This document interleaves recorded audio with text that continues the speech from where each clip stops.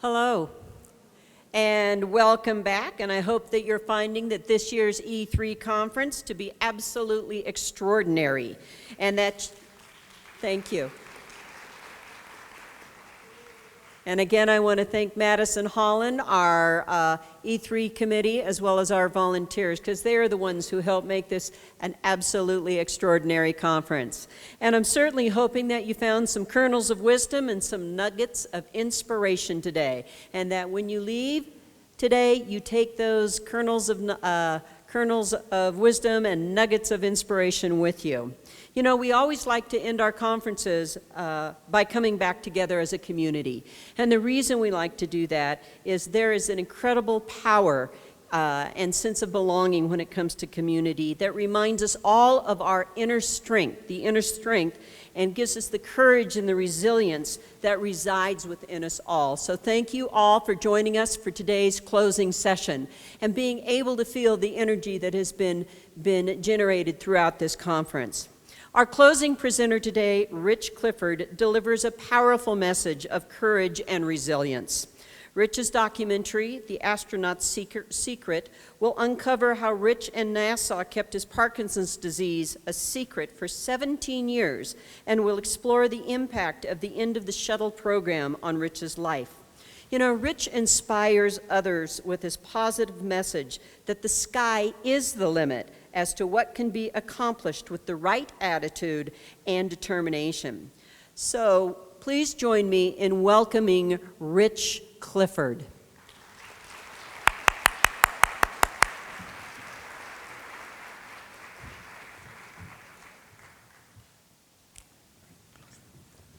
Let's see if this works.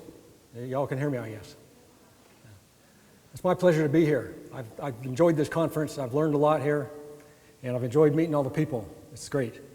I'm going to spend about 10 or 15 minutes talking about what you're going to see on the film without going into detail on it, because the film is pretty self-explanatory.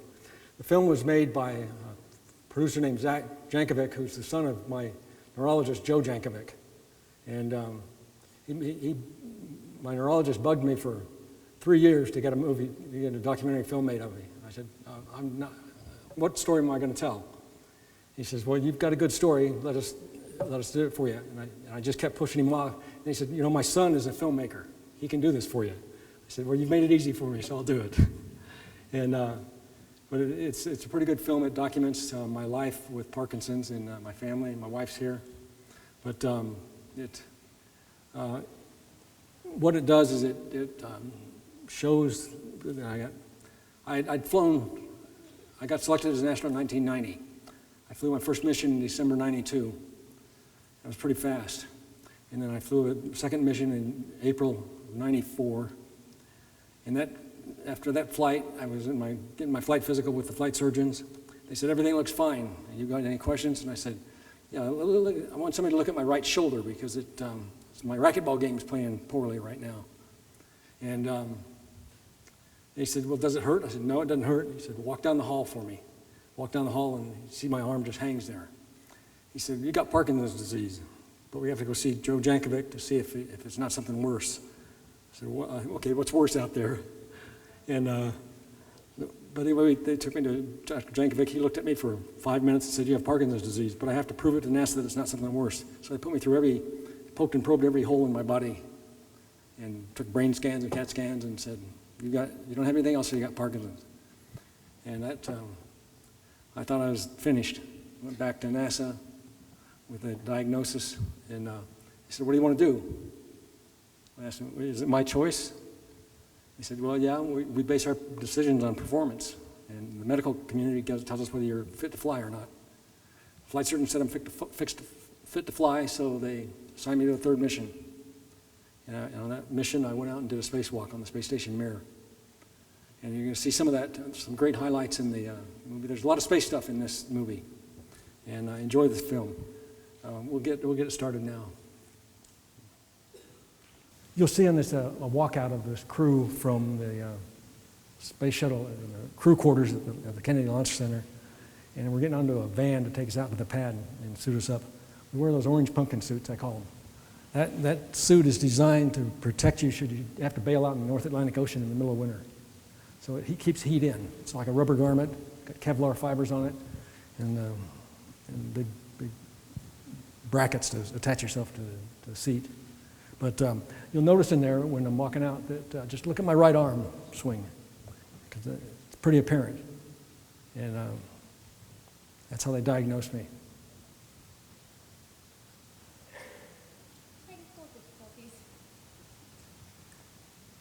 There we go, the cavalry's on the way.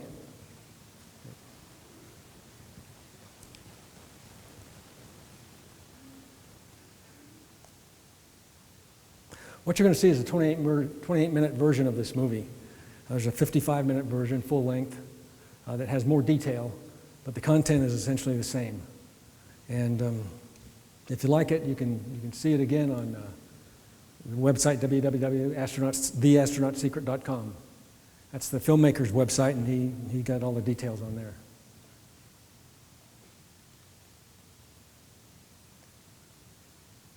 We never had these technical details on the shuttle. So I've never been an astronaut. Yeah.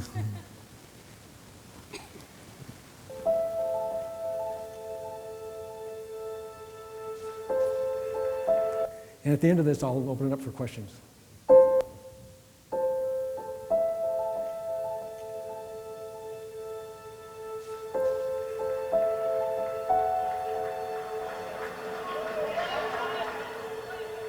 See my right arm? I noticed something was wrong after my second flight. It had nothing to do with flying. I mean, I was in good physical condition. I'm past my medical, so what the heck? Something's wrong with my shoulder. I can fix that easily. Turned out it's not an easy fix. I had no idea what this was. And I think that maybe he didn't know exactly what it was either. I just thought it was something small, like maybe give me a shot or a pill or something like that.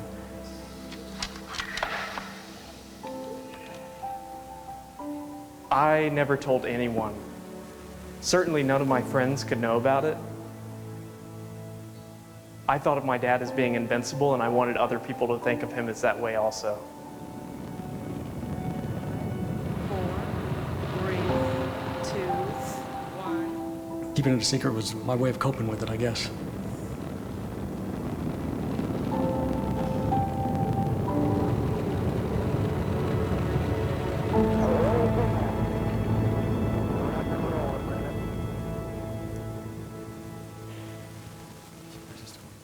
And in 1969, I was in Utah Boy State. Prior to that, I was going to be a chemist and blow things up. That was my goal in life. And I saw Neil Armstrong walk on the moon, and I said, seems like something else to do. They've got the flag up now, and you can see the stars and stripes. I had scholarships to the University of Utah and Stanford. And I went back after that and thought about it, and I said, I want to go land on the moon, be an astronaut.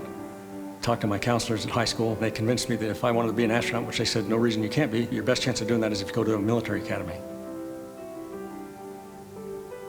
When we met in Hawaii, I was over there on a summer assignment for 30 days.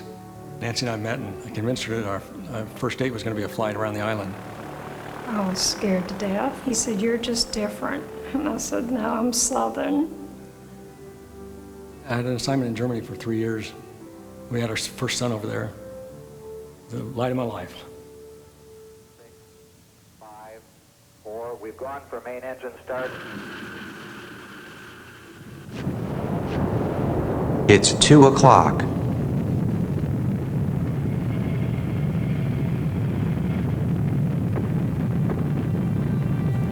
I knew the shuttle was under development because I read Aviation Week and Space Technology religiously.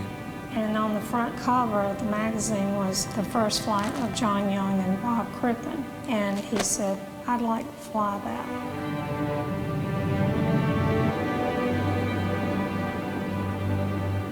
The capabilities provided by that shuttle are awesome. You can have a Space Lab pressurized module in the back. You can have deployable payloads. You can have the capability of going outside the airlock and do spacewalks. Nobody else in the world can do it. We have SRB ignition and liftoff. Liftoff of mission 51D. 7-member crew and liftoff.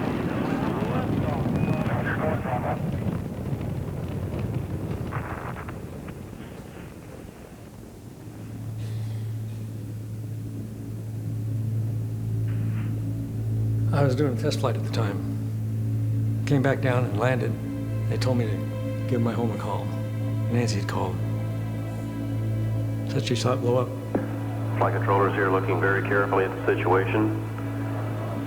Obviously a major malfunction. I just remember being in the living room and watching it on TV, and then it happened. And then I remember the phone ringing and my mom crying. And I think I remember my mom asking, "Do you still want to fly?" And he said, "Of course." It was all a little bit unreal for me. I just remember thinking how sad it was for the people and the families that occurred. The Challenger accident highlighted to them again that it's a dangerous business I was going into. But it didn't change my mind about what I wanted to do.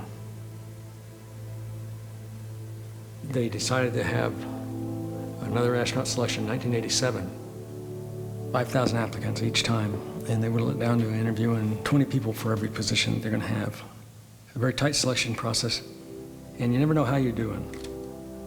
I was a little naive about all this stuff, to be honest with you. Every time I take one of these hurdles, I think it's not going to happen. Every time you do something, you're wondering if it qualifies you or disqualifies you. I got interviewed in '84, didn't get selected. Got interviewed in '85 in the next class selection, didn't get selected. What did I have wrong? Was it my hair? You start looking at all those things. I was never discouraged from continuing to apply.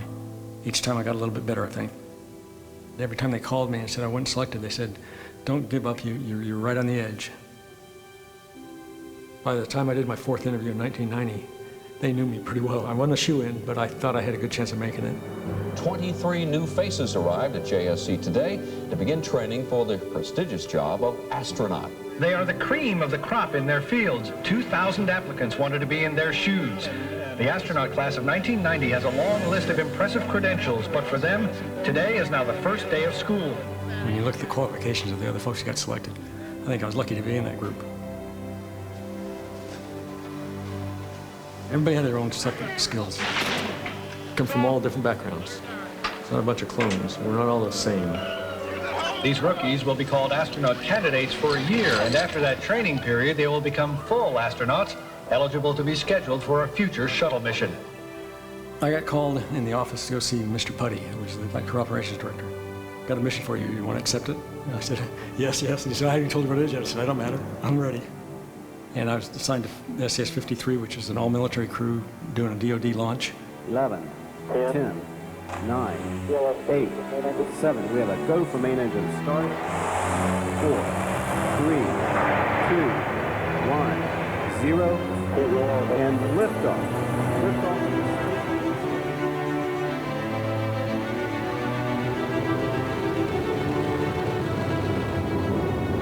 I said a small prayer. I said, "Lord, let something small go wrong that I can fix and become a hero, prove my worth." And when those solids ignited, I said, "Cancel that last request."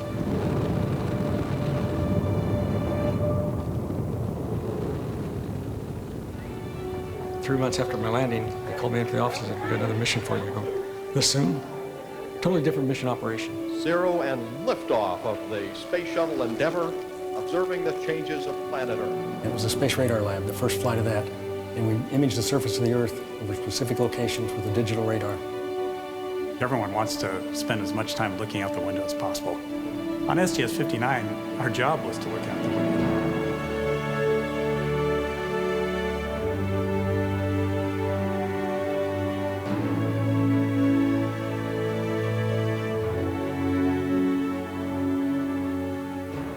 Earth's magnificent. The best times are at sunrise and sunset, where and you see the sun just creeping above the horizon, and it all occurs in about 10 seconds. You get a color band of every color you can imagine. You get to see one of those every 90 minutes. Really beautiful.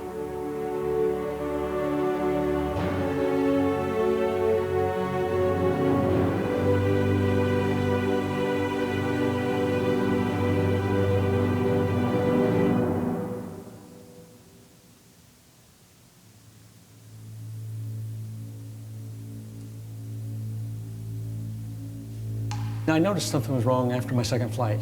It had nothing to do with flying. I'd noticed it before in the flight, actually, but I just chalked it up to racquetball. It's just that my game abilities had decreased somewhat, and I noticed a trend over about a year. but I noticed that my right arm didn't swing naturally. It was just hanging there when I'd walk.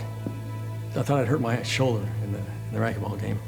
So at my physical in October of that year, passed all the exams, neurological exam and everything, and the doc said everything's okay. I said, yeah, what about my shoulder? It doesn't swing right. He said, well, does it hurt? I said, no. When I said no, that set off some flare that I could tell in his eyes that something wasn't right. I mean, I was in good physical condition. I passed my medical, so what the heck? Something's wrong with my shoulder. They can fix that easily. Turned out it's not an easy fix. But he then went and found the chief flight surgeon. He said, walk down the hall for me. Little did I know that walk down the hall was going to be serious as it was.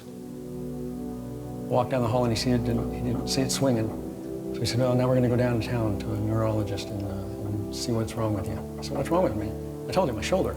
Get an orthopedic surgeon to look at my shoulder. He says, no, there's something else out there.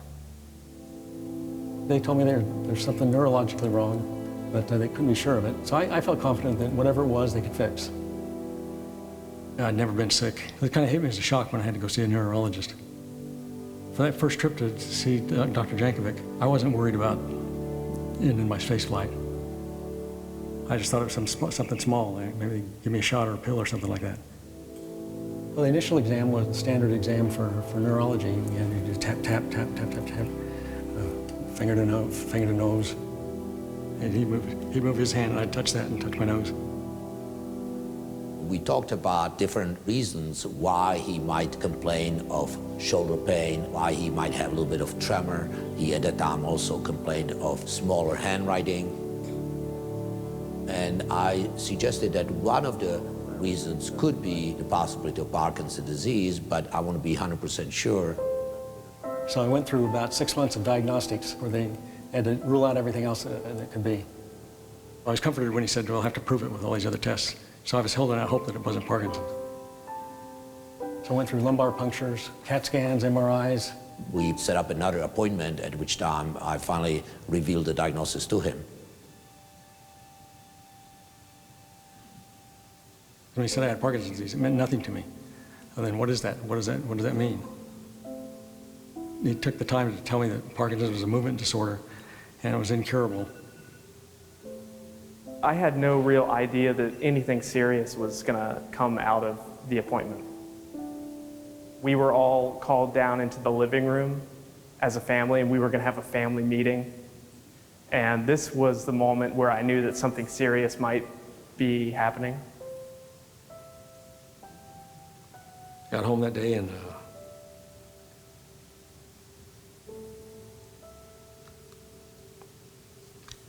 told my wife. I told him I've conquered other things in life and I'm going to do this one too. We just decided we weren't going to give up. But we knew life was going to be a little different. It was hard telling him. What I remember about the explanation was that he would start shaking, and the shaking would get worse. I took the cues from my dad. If he seemed worried, then I might have been worried, but he didn't seem worried at all. Because I told him, I said, it doesn't really affect me right now. It may in the future. And my older boy, Richard, went and researched it on a computer and checked out what Parkinson's was.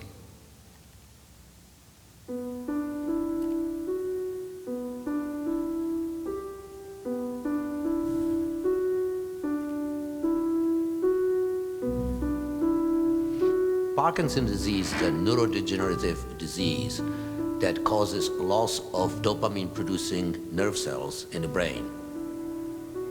And that causes the typical symptoms of Parkinson, such as slowness of movement, tremor, stiffness of muscles, and slow shuffling gait. I guess I worried more about the progression of the disease because I saw some flicks of people with advanced Parkinson's, and they didn't look good. After the Parkinson's disease acknowledgement, I wasn't sure they were going to ever fly me again. They basically put me on a watch. They didn't restrict me from flying. I was still flying T-38s and helicopters, but I wasn't spacecraft certified at that time. I knew that I had a progressive degenerative disease, but on the other hand, I had no reason to think that I wasn't still qualified for spaceflight. Like, I'm fully capable. I haven't got anything wrong with me. My right arm doesn't swing, but everything else is okay. And my right arm works fine. So I told that to the flight surgeon. He said, well, what do you want to do, Rich? I said, what do you mean? I want to fly again. And he said, well, it may not be that easy. Once an individual is diagnosed with a health condition, we have a process. Your medical case gets presented to the Aerospace Medicine Board, which is all the flight surgeons. These are the individuals who directly provide care to the astronaut. The biggest hurdle then is prove to all those physicians that you don't pose a risk to yourself. Then we also weigh how it affects the mission. They ask tough questions. They may ask for more data, and then that group makes a decision, is this person safe to fly or not? With motor type issues like Rich has, we're also worried, can he perform the functions that are essential to the job? I wanted to get outside in my suit where it's just me and the plexiglass between the vacuum of space. It's just a great opportunity to go outside and be your own satellite. It was definitely a premier mission, first of 7 missions to Mir. And to get up there and dock with another spacecraft and do a spacewalk on it, that's the epitome of an astronaut's career. They knew that my right arm was not full capacity. They dreamed up a test that I was going to be doing glove fitness checks. And I'd go in there and operate a tensiometer with a new glove. Everybody thought it was a weird test, but something that NASA does all the time, weird tests. The idea was that if my strength decreased during the training flow, they had the capability of assigning another guy to do the EVA. And after they watched me for, I guess, 5 or 6 months and saw that the ramp was very gradual, they assigned me to the 3rd flight. So when the announcement came out, I was EV2 with Linda Goddard being EV1. Oh, I was elated. I had a great time flying with him on STS-59, and when both he and Linda were assigned STS-76, I mean, you know, you just have this core of a crew that you just know you're so comfortable with. Well, I just knew this was going to be a fantastic crew to go to space with.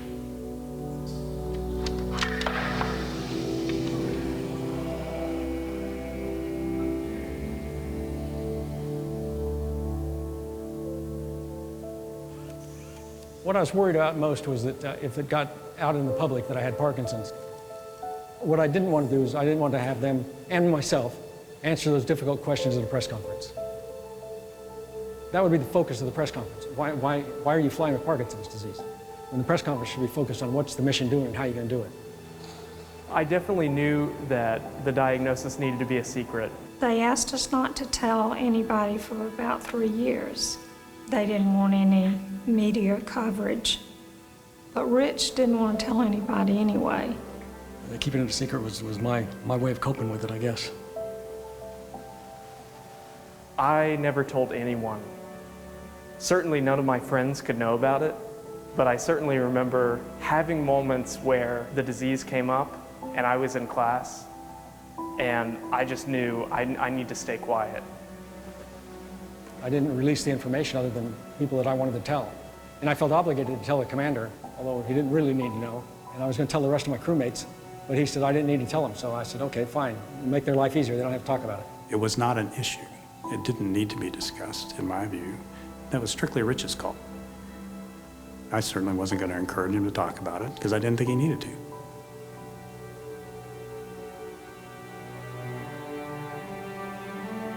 At the time of the launch, I'm sure the only people that knew about my disease was Kevin Chilton, my commander. And the flight surgeons, they all knew. Those people that needed to know to certify me for flight are the ones that knew. Mission and liftoff of Atlantis on the 3rd Shuttle Mir rocket.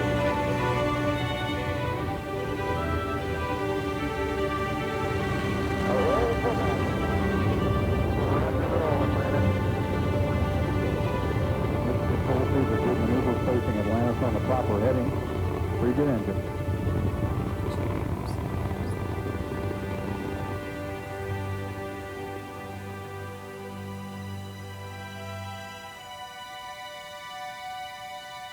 Once I got to orbit, I think of the 2nd or 3rd day I was up there that I noticed as I was trying to get to the food station, my hand had a slight tremor in it. And so I'd quickly take it back and do something else with it. At night, when I was getting ready for sleep, I'd just let it hang there, and it would actually shake a little bit. And I had to kind of hide that a little bit from the crew. All I cared about was the crew's ability to perform. I mean, it was a team effort to do the rendezvous and docking, and everybody's pitching in and helping out.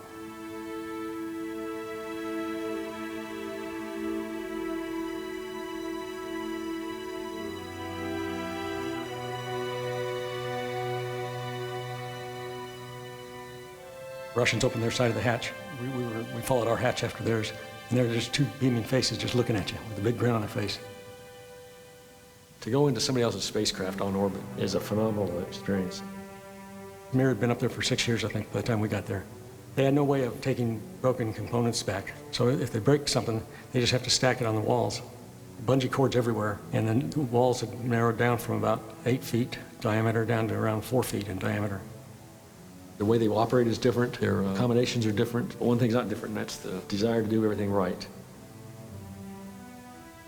Rich, what's the purpose of the spacewalk? Charles, there's three main purposes. The first purpose is to install 4 experiments on the exterior of the docking module, which is attached to the Mir core module. And then we're also going to evaluate some special tools and equipment for building the space station. And the third thing is we're going to bring back a camera which was installed on the docking module for STS-74's docking mission.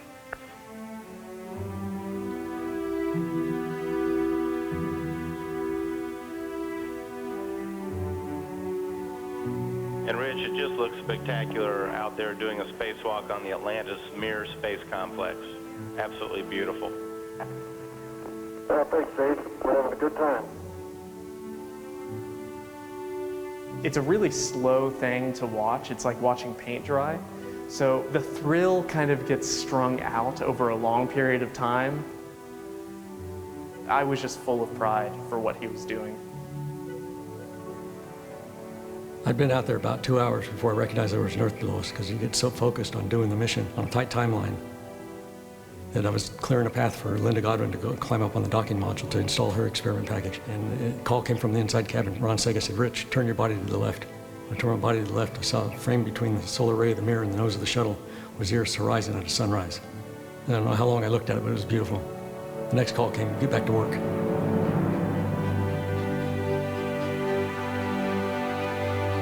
One more to go.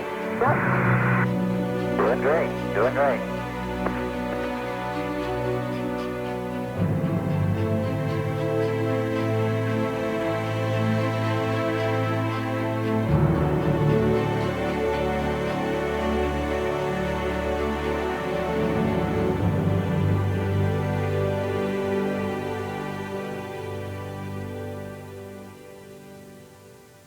When I got finished the EVA, I came back, my hand was shaking a little bit. A couple of the crew members saw it.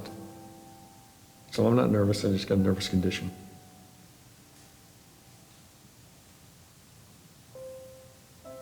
Physical separation.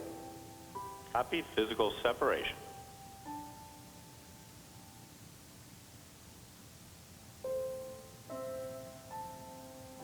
When I came back down to Earth, the tremors went away. Gravity was an additional factor in keeping my tremors at bay. I realized that my next flight would probably be a long duration flight, and I'm not sure I would have been capable of doing that. So I made the decision to leave after the third flight.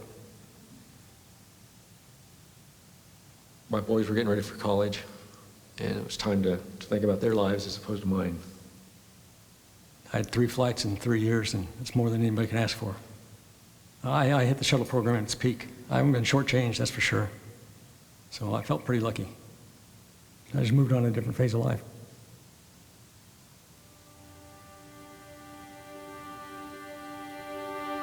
I came to the decision to tell the public because my condition was becoming more visible.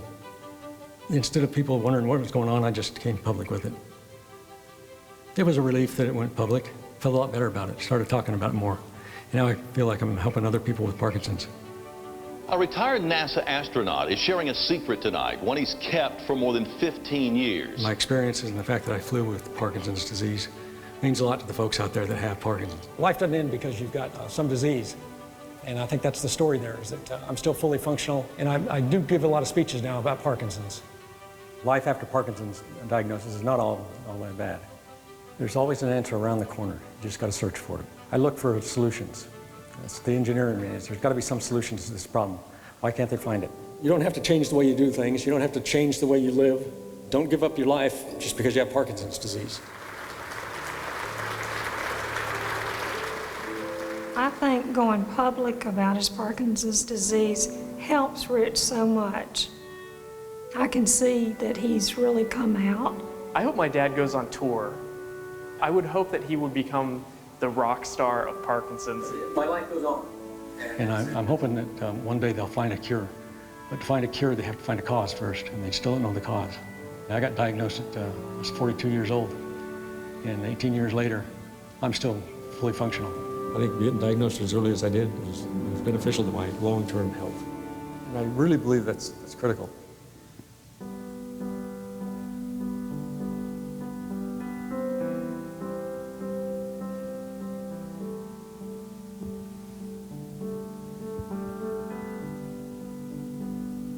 I was sad to be leaving this office. But now on to the next phase of life. If you let Parkinson's get the best of you, you'll be a miserable person. Even now, I don't feel limited. I look for the bright side on everything. When you're walking through life, you're going to have disappointments. They're going to happen. I've been very fortunate in my life to have the deviations off my path actually were beneficial to me. Well, I'm very pleased with what you're doing. I think, we should stick with the same dose. You're staying active, right? Yeah. Exercising and doing all the right things, eating all the right things. Yeah, Nancy keeps me on track. Yeah. I've had a good life. Not many people have got a chance to do what I've done. So I'll share some stories, tell people how great it is to be an astronaut, and just keep them excited about the future of space. I want to get out there and help people. My legacy should be my path that I've had.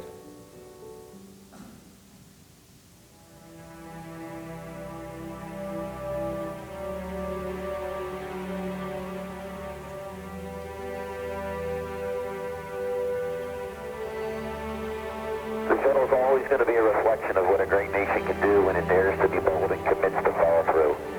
We're not ending the journey today, Mike. We're completing a chapter of a journey that will never end. You and the thousands of men and women who gave their hearts, souls, and their lives for the cause of exploration have rewritten history. Let's light this fire one more time, Mike, and witness this great nation at its best. The crew of Atlantis is ready for launch. Go for main engine start. T-minus 10, 9, 8, 7, 6. All three engines up and burning. 2, 1, 0, and liftoff. The final liftoff of Atlantis. Shoulders of the space shuttle. America will continue the dream. Roger roll, Atlantis. Houston now controlling the flight of Atlantis. The space shuttle spreads its wings one final time for the start of a sentimental journey into history.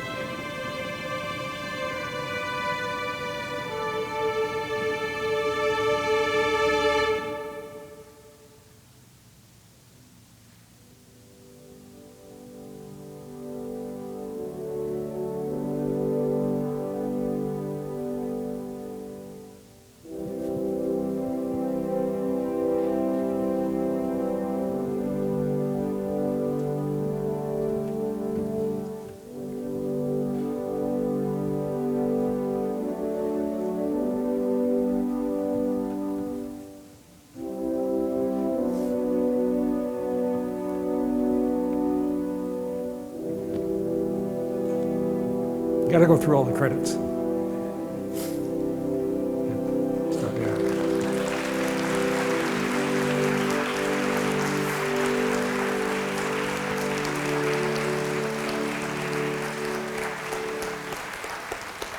Well, I hope you enjoyed the movie. It was took about 3 months to make that, and that filmmaker followed me around everywhere. As you can see, I did all such different shots of it. But flying in space was a tremendous privilege. I'm sad when we stopped flying the shuttle because we didn't have anything to replace it with. And I have no idea why we stopped when we did, but it all boils down to money, I guess. There's other reasons for it. But I'll say a few more comments and I'll open up for questions. I think the movie tells the story pretty well. But launches, everybody wants to know what a launch feels like. It feels like a violent explosion. And you're, like I said in there, I said a small prayer that let something small go wrong and that I can fix and be myself a hero. And then when those rockets ignited, I said, cancel that last request. And that, I meant that. The second and third launches were just as dramatic, but I was prepared for it that time. And I was flying on the flight deck on the second and third missions. And the funny thing is that you get in those suits, those orange pumpkin suits. Again, they're partial pressure suits that protect you should you bail out in the North Atlantic Ocean in the middle of winter. It's supposed to have you survive. One thing, getting out of the shuttle is almost impossible. We say we can do it. I'm not so sure we can. It's a great adventure. And the first 2 minutes are on that solid rocket motors, and it's just rumbling. You're pushing back and forth. And then the last 6.5 minutes are on the liquid engines alone, and they're smooth. When you get rid of the solid rocket motors, they blow away. It's like you're skating on ice. It's just a fantastic feeling. And G-forces continue to increase. G-forces continue to increase up to 3 Gs, and then we throttle the engines back to maintain it at 3 Gs. 3 Gs doesn't feel like a whole lot until the engines quit, and then you're thrown forward in your seat, and your arms come up here, you're just hanging out. There's no gravity to pull them down, so we're really falling over the edge of the Earth. That's why there's gravity's there. We wouldn't be in orbit if there wasn't gravity. But we're going so fast, 17,500 miles an hour. We're just going over the edge, falling over the edge of the Earth all the time. And it's a great adventure. There's so many different things you can do up there. You saw the spacewalk with me installing those, I call them Samsonite suitcases. There were 4 of them, and we had to put them in particular places on the shuttle, on the station. Put it on particular places, and then we opened them up. And that was the neat thing. You unsnap this, and then you just flick it, and it opens up around. It's fantastic. And the purpose of those experiments was to measure the environment that the station's going to be in. So it took velocity vectors in 4 different directions, and it would capture the particles that are up there, as small as neurons. There aren't many neurons up there either. But it measured the environment that the space station was going to be built in, so they could build more effective collision avoidance techniques. I think now I'm opening up for questions. Raise your hand, and there are microphones going around so your questions can be heard. Yeah.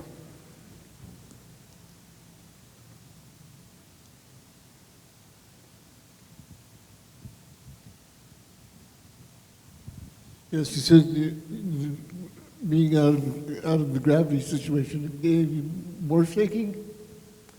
He asked if there was more shaking in the absence of gravity. There was a little bit. I didn't have tremors before I went to space on that 3rd flight, but every once in a while I noticed my hand would just have a little tremor in it, and I'd just do something else. But they went away when I got back on the ground. So there's some purpose for gravity. It helps. Thank you. No questions? Yes. You're welcome.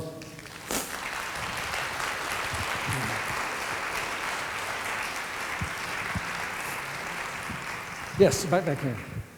I was wondering, because stress affects PD, whether it's good stress or bad stress, did you have an increase in symptoms?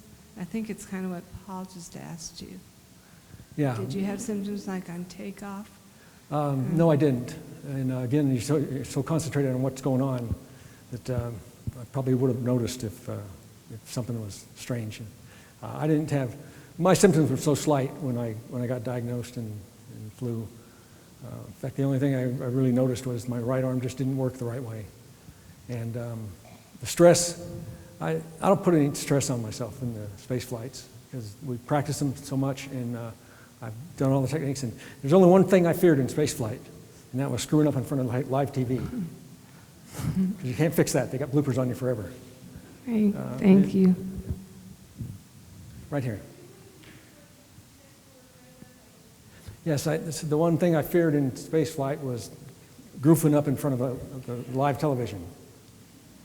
Yeah. What sort of exercise regimen do you practice today? I walk a lot with my wife, the exercise regimen.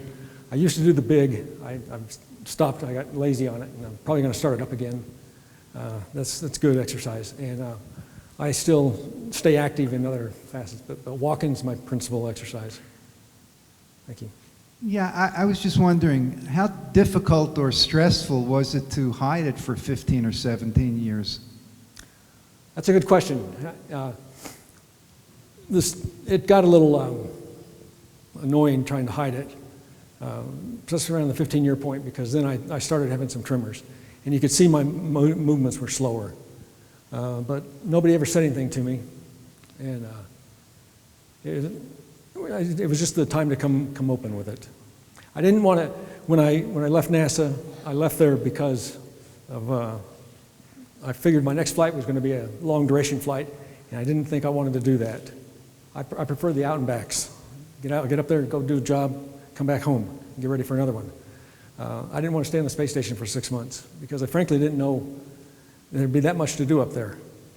And I left NASA for another reason. They were still flying me, still on flight status, and I was in the Army, and the Army grounded me because if you got Parkinson's disease, you got to be grounded. Here I was still flying helicopters and T-38s, but I couldn't fly for the Army. So they took my flight pay away, and I said, well, that's enough for me. Yeah, so that helped me out the door. But I kept it a secret for 15 years because I didn't think anybody needed to know. And I think I was right in that decision, but I think I'm better off now by talking about it. What was it like sleeping? How did you have much, were you sleeping okay? Did you sleep every so many hours, or how does that work for sleep? That's a good question because the shuttle's about the living accommodation is about the size of a minivan inside. And we had up to 7 people in there. And so you get in each other's way, but my best sleeping position was to put Velcro on my shirt and hang on the wall. And there's no stress there because everything just goes to the stress-free point. Your arms come up here, your fingers out there, and your feet come up. And taking pictures of it is great. But, how did they get that pose? That proves that you're up there because you just zonked out, and your head's up there, and your arms are here. And we slept.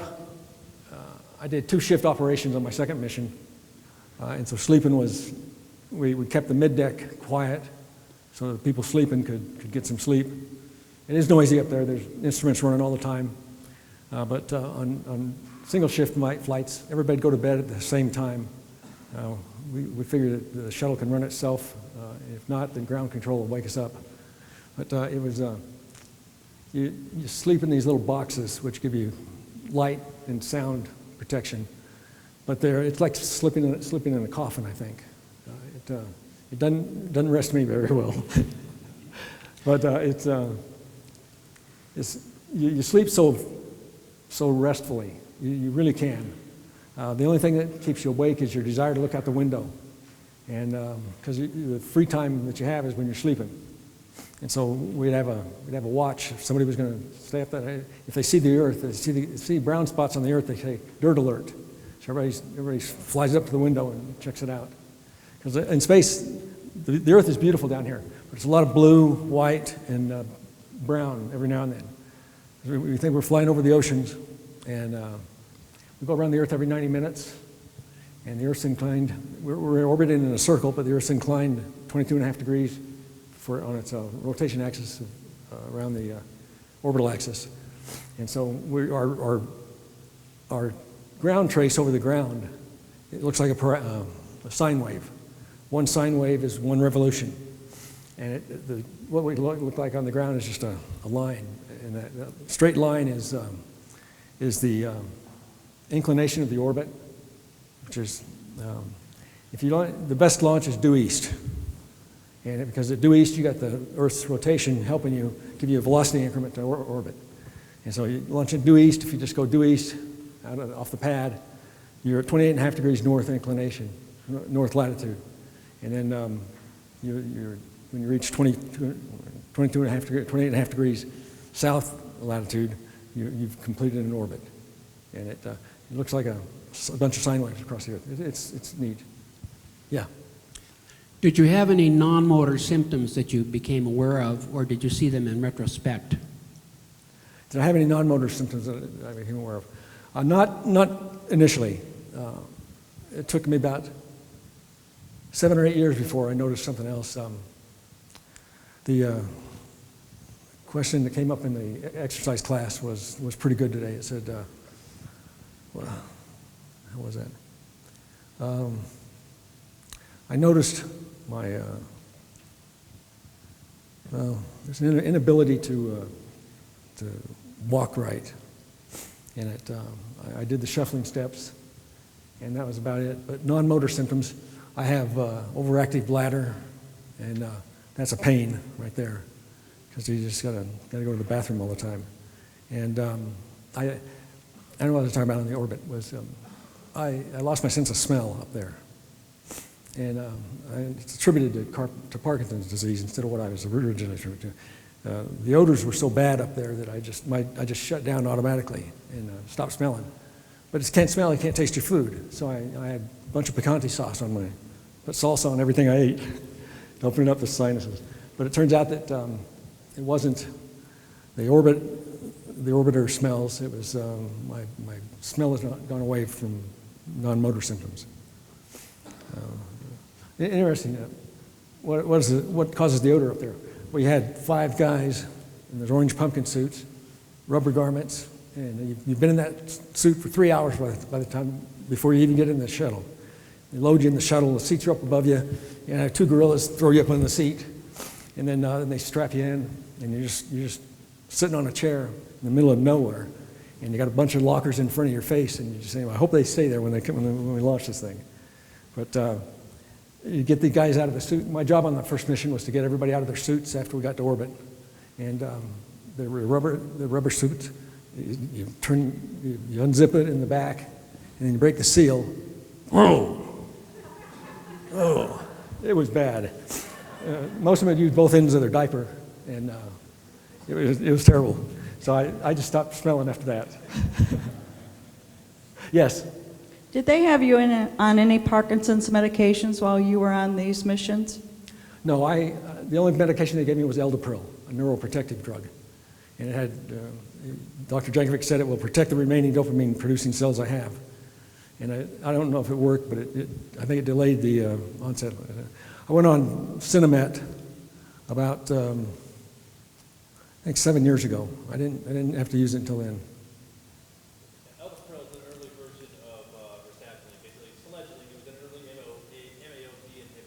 Yes, yeah, an MAOP inhibitor. Yeah. Those terms, pharmacist. Yes, you had a question. Am I up next? What was the dates of your launch, your 3 launches? December 2nd, 1992, April 14th, 1994, and March 26th, 1996. We may have witnessed it. Was a CSU medical doctor on board with you doing some medical testing for negative gravity? Not on my missions. Okay, just it's quite a sight to see at 3 o'clock in the morning. It lights up the sky, and it's quite a phenomenon. Yeah, great. Yes. I'd like to thank your wife. Thank my wife. Yeah, great. Stand up, Nancy.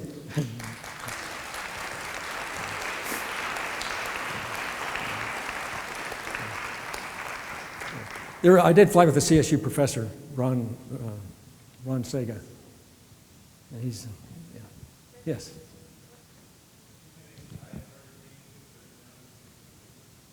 Have I noticed any dietary changes? I mean, in space flight or normal? Yeah, I think it has something to do with it, but my wife cooks great food, and we eat a lot of vegetables. I like ice cream. I've gone off it now because they stopped producing Bluebell. Yeah. You know, once I get it back and open the production line again, I'm going to go back on ice cream. Yeah. Nutrition's important, though. Definitely important. Yes.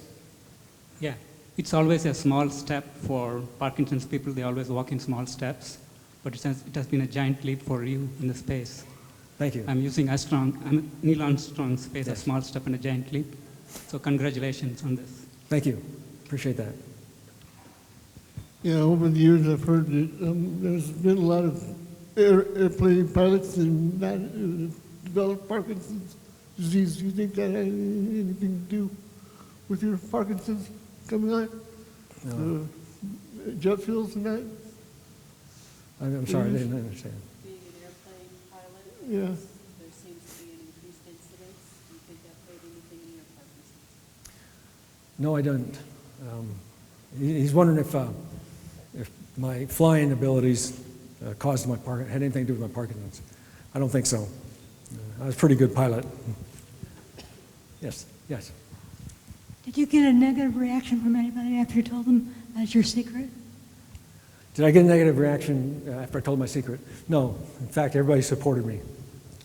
Yeah. At least they said that to my face. Yes. I'm just wondering how have you been affected spiritually? Do you think that everything happens for a reason? That what you do now is what you're meant to do? That's a tough question. Say it again. I'm wondering how this all affected you spiritually.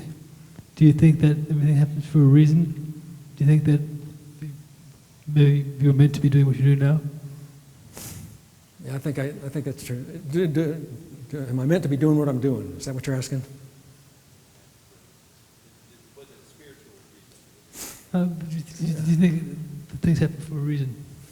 No, I think God has planned out these things, and I'm certainly thankful to Him for making me an astronaut. But it didn't change my opinion. I was a Christian before that. Yes. I had a question. You know the new Martian movie that's out? Yes. How realistic is that? All I've seen is outtakes so far. I mean, current technology and stuff like that. From the outtakes I've seen and talked to people that have seen the movie, they say it's a good rendition of what they think it would be like. But getting to Mars is 6 months journey, and that's the best trajectory you can get when they're at the right distance and you can go directly to it. But you got to get your speed up to 27,000 miles an hour, and you have to have this large logistical train of supplies launched ahead of you on the same path that you're going to go on, and it occurs about once every 3 years. The orbital mechanics of it, but you got to catch the food if you're going to eat, and you got to have some more oxygen. You got to have water replacement. So 6 months of travel just to get there, and then you don't know what you're getting into. I saw the recent thing on Mars that they think they found water up there by looking at streaks. Okay. Something else can cause those streaks also. I don't know, but there's one thing about the Martian movie is that he's growing vegetables up there, and I don't know. You have to bring your own dirt, I think. It's a good movie, though. I'm going to see it when it comes out on DVD. Yeah. What is the craziest test that you had to take? Craziest test I had to take on a mission.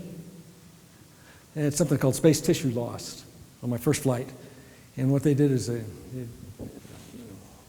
cut me some places and take this tissue, and we'd put it in an analyzer downstairs in the mid-deck, and it would measure the molecular flow across the skin. And I came back with all these scabs. And why was I assigned to that experiment? Because I was the rookie. Rookies get to practice these things that people don't want to do. Yeah. Rich, I have a question. I'm not sure you can answer. It might be for Nancy, your wife, to answer. But you said it wasn't too difficult to keep your secret for all those years. What about for your family? Your children, your wife, was it difficult for them to keep that secret, or how did they deal with that? It never came up to him because nobody knew to ask the questions like that. And Nancy, what, you got something to say on it?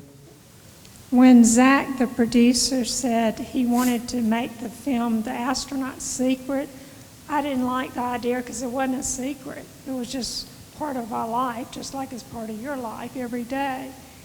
But we didn't talk about it, so Zach took that as a secret. But our children, we didn't really know what they thought until we saw this film. It's like, oh my gosh.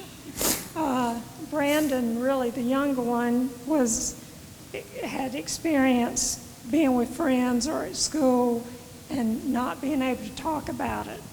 And he never told us he couldn't talk, we didn't know this. And then Richard just said, Richard's very logical. Brandon's the architect, and Richard's the financial advisor. And so Richard just said, well, Dad has tremors, he has Parkinson's, we'll deal with it. As far as myself, I taught elementary school, and everybody in our community knew us because of Rich. And we just didn't talk about space stuff to them. Or they just knew what was going on in space, so we didn't have to talk about much. But so we really didn't know we were keeping it a secret. We just lived it just like y'all do every day. Thanks. Thank you. Are there any other questions for Rich? Any other questions? This is the last chance for one final question. Got a couple more things to say. Oops, go for it, Rich. Okay. I'm sorry. I don't mean to cut off the astronaut. I just wanted to encourage y'all that there's some good stuff happening out there in the Parkinson's world. They're working on a vaccine for people. Obviously, got to figure out who's going to get a vaccine and what will be the purpose of the vaccine. Is going to attack those alpha-synuclein proteins that are out there. And so they might get a representative sample of the age groups when people got diagnosed, and maybe target those people that have a lifestyle that, if they can put all these factors together. They're in phase 2 testing, and a vaccine would be good. It might just be the fact that when the vaccine gets out there, they might get us all vaccinated and we'll stop where we are in the progression. That would be good. And then they're doing the research with alpha-synuclein protein, and it's showing a lot of, they're getting results out of it, which is nice. They're having trouble finding the Lewy bodies except post-mortem, and that's not a good time to find it. So, but there's some cutting-edge research going on out there, and it's reaching its phase 2 drug testing, and be encouraged because they're organizations like hers, Michael J. Fox Foundation, Davis Finney, they put money into that, and your contributions go everywhere. And it helps us, it helps everybody too. Cut healthcare costs down by fixing Parkinson's. Thanks. My pleasure. Oh, thank you so much, Rich. You said it all. Attitude and determination are the key to living with the disease rather than letting yourself become the disease. And Rich, you certainly have merely lived with Parkinson's disease, and you have not let Parkinson's disease become Rich Clifford. Your story inspires all of us to reach beyond ourselves, to conquer and overcome any of the daily challenges of living with Parkinson's disease. Thank you once more for just an incredible story and sharing that with us. Thank you very much, Rich. And Nancy, thank you. Oh, wow. We have had some inspirational time today. And today we have educated with the aim to empower and energize you, the Parkinson's community, to engage in life and engage in community. I want to thank you for being here today. You are the Parkinson's Association of the Rockies. I'm going to say that again. You are the Parkinson Association of the Rockies. I and all the staff are merely part of the fuel that helps propel your organization. We are so privileged to have such a strong community in Colorado. So please take a moment and congratulate yourselves for being such an incredible community. Woo! Whoopsie. So to continue to grow and strengthen this community, please remember to complete your evaluations and turn them in at the registration desk or table as you leave the conference. You may also leave any additional donations to help push our programs and services forward. You can leave those at the table also. Now, just quick reminders, if you need a certificate of attendance, please pick that up at the registration table. And lastly, to our Northern Parkinson's community members, I'd like to remind you, if you are riding the bus, to please aim to board the bus around 3:20. Before we leave, we do have one thing. Touching Hearts did have a basket that was given out, or being given out, and the winners of that basket are John and Janet Kurtz. John and Janet Kurtz. Raise your hand if you're in the audience. Oh, perfect, perfect. You may pick that basket up at the registration table. Congratulations. So the last thing I want to say again is thank you, and thank you. And safe travels wherever you are going after the conference. Good evening.